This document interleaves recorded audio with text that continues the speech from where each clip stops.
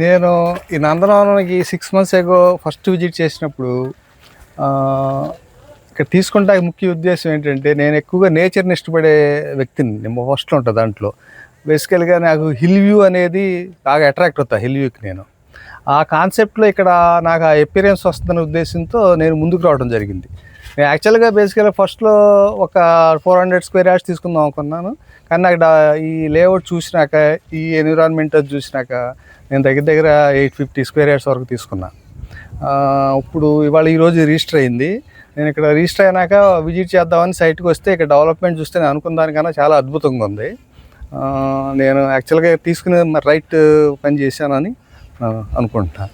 మనం తీసుకున్న ఫ్లాట్స్ అందరినీ మెంబర్షిప్ చేయటం, దీంట్లో అది డెఫినెట్గా ఇక్కడ ఉన్న వాళ్ళందరికీ చాలా యాడెడ్ అడ్వాంటేజ్ అవుతుంది.